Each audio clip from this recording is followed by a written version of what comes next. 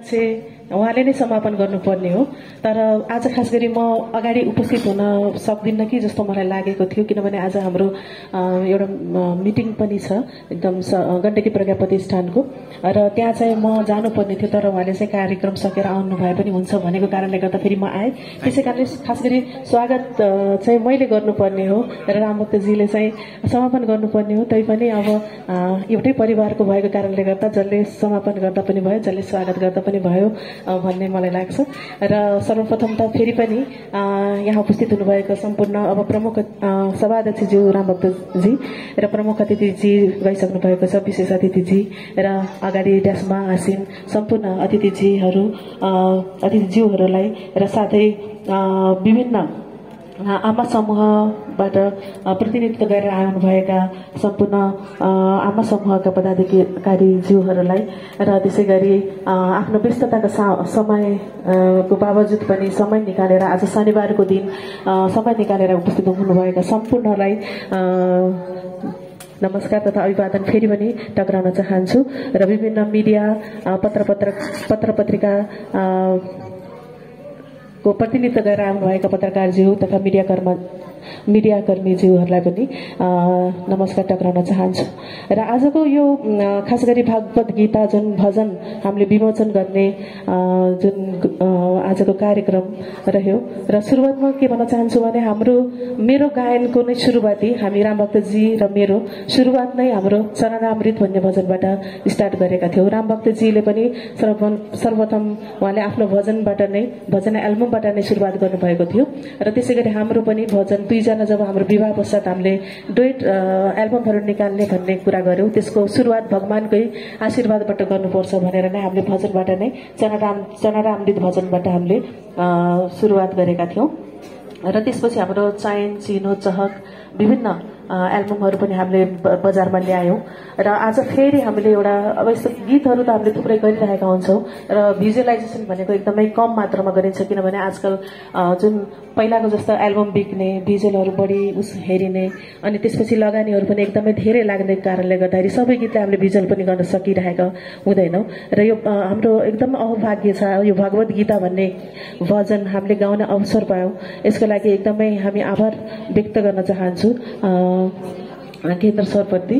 र उहाँले जुन मौका दिनुभयो, रामभक्तजीले भुवनेश्वर गुरु भनेर पहिला पनि मैले विवाह अगाडि नै उहाँको मुखबाट नाम सुन्थेँ, र पछि अहिले चाहिँ आएर उहाँको भजन गाउन पाउँदा मैले चाहिँ आफूलाई एकदम आभारी फिल गरिरहेको छु। यो मौका पाउनु नै मेरो लागि भाग्यको कुरा हो। र भजन साँच्चैमा एकदमै मन छुने र एकदम आनन्द, भजन भन्ने बित्तिकै आनन्द र मन छुने नै हुन्छ। र यो भजन पनि एकदमै मलाई आफूलाई नै पर्सनली आफूले गाएको भजन नै आफूलाई मन पर्नु भनेको नै एकदमै ठुलो कुरा जस्तो लाग्छ। किनभने कतिपय हामीले जति गीत गाए पनि जति रेकर्ड गरे पनि आफ्नो केही न केही कमी हामीले देखिरहेका हुन्छौँ। तैपनि यो भजनले मेरो आफ्नै मनलाई चाहिँ एकदम पूर्ण रूपमा सन्तुष्टि दिएको छ र आज एकदमै खुसी पनि छु यसको लागि। र आज जुन भजन रेकर्ड मात्रै नगरेर हामीले भिजुअल गर्ने पनि मौका पायौँ, र हामीले 100 जनाको जुन एस्टिमेट गरेर भजन भिजुअल गर्ने भन्ने हाम्रो सोचमा थियो। तर भाग्यको कारणले त्यो दिनमा 200 जना उपस्थित भएर हामीले भजन पनि भिजुअल पनि गर्न पायौँ, र एकदमै भजन पनि एकदमै राम्रो, सोचेको भन्दा पनि धेरै राम्रो मैले देख्न पाएकी छु। र अब टेक्निकली रूपमा चाहिँ हामीलाई त्यति ज्ञान हुँदैन। मैले नर्मली आफूले एउटा भजन देख्दाखेरि चाहिँ एकदमै मलाई चाहिँ एकदम फुल सेटिस्फ्याक्सन भएको छ। र अहिले हाम्रो प्रकाश घिमिरे दाजु हुनुहुन्छ, उहाँ मिडियामा फिल्महरूमा खेलिराख्नुहुन्छ। उहाँलाई अब कति कमी कमजोरी केही लागेछ भने उहाँले पछि हामीलाई भन्नुहोला।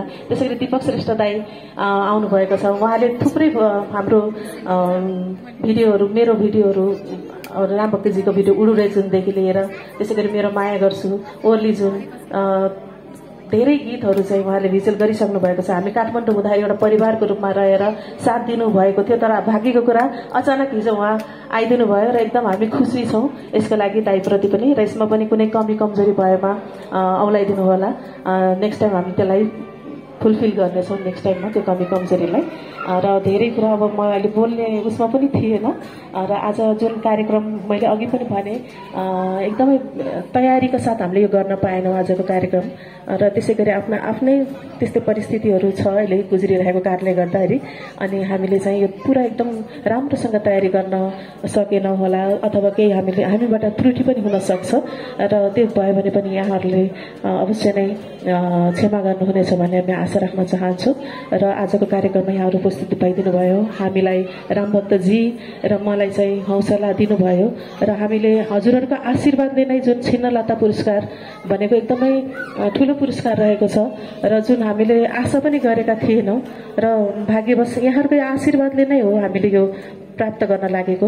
यहाँहरूप्रति एकदमै हामी दुवैजनाको तर्फबाट नमन छ र आशीर्वाद यसरी नै सदैव हामीलाई दिइराख्नुहोला भन्ने हामी भन्दै र यहाँहरूलाई म अरू कुनै पनि भुलचुक कार्यक्रम सञ्चालन गर्ने क्रममा कुनै भुलचुक भएमा क्षमा माग्दै आजको कार्यक्रम यही समापन भएको घोषणा गर्दछु।